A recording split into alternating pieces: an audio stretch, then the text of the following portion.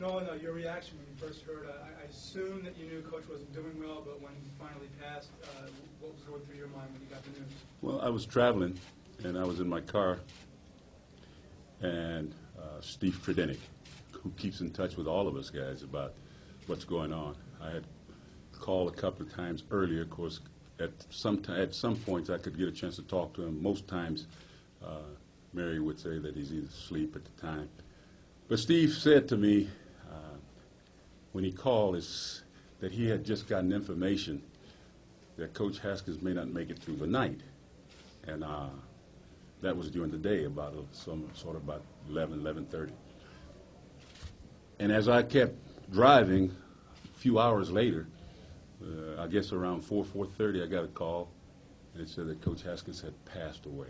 And that one was from someone else who helps me with my golf tournament that I run in El Paso, that they had gotten the word.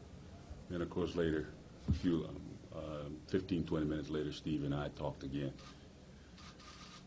My initial feeling at first is that he may not make it. Second, I knew that Coach Haskins was in tremendous pain. And that's one thing that I can't deal with is to have the coach that is so dear to me to be in the kind of pain that I thought he would be in. Because the last time I had a chance to talk to him, one of the things he said is, take good care of yourself. That's very important. Your health is very important. So take good care of yourself. You know, and he never used to talk that way. You know, he just all rough and tough type guy, but he was really a little bit different.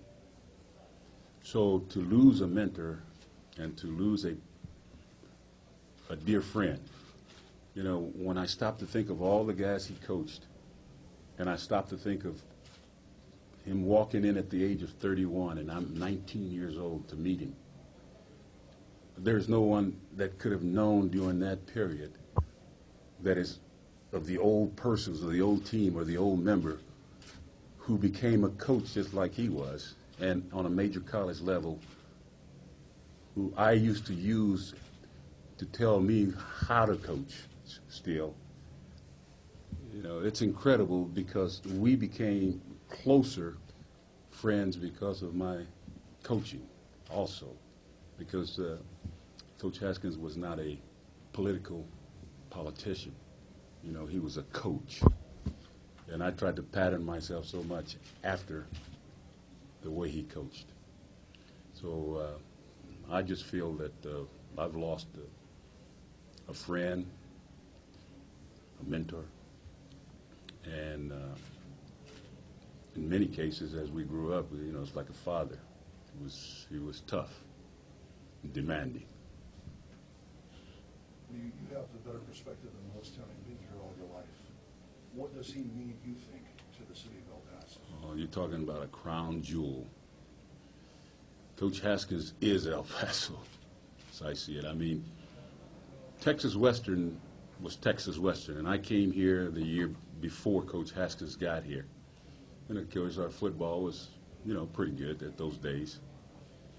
But never a city came together over the course of the next 4 years when he won the national championship. That, you know, being here all my life, seeing the arenas, knowing what it is to be a Miner, never nothing like that had happened until Coach Haskins came to El Paso.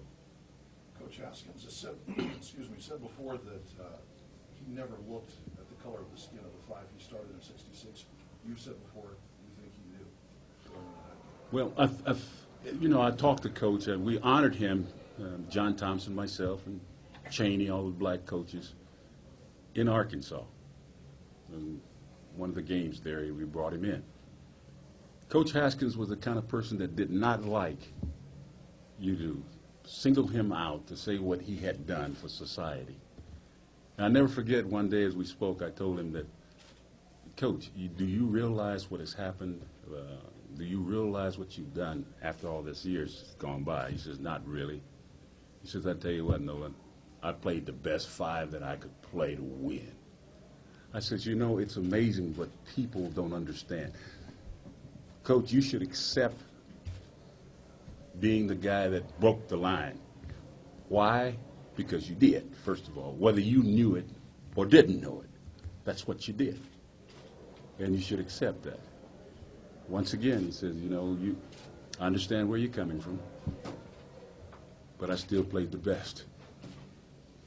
And that was Coach Haskins. He was not, there were times that you had quotas. I mean, you played 3 at home, played 3 blocks at home maybe, or 2 on the road, and 3 at the road and 2 at home. It was all of those myths out there. There was times that Coach was talked to about, how do you coach black kids?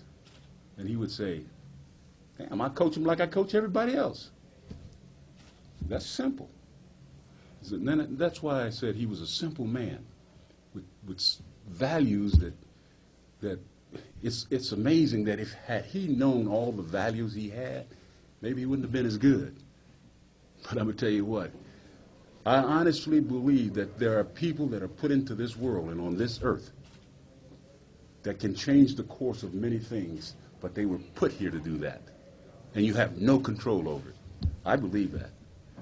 And he was put here to do what he did in El Paso.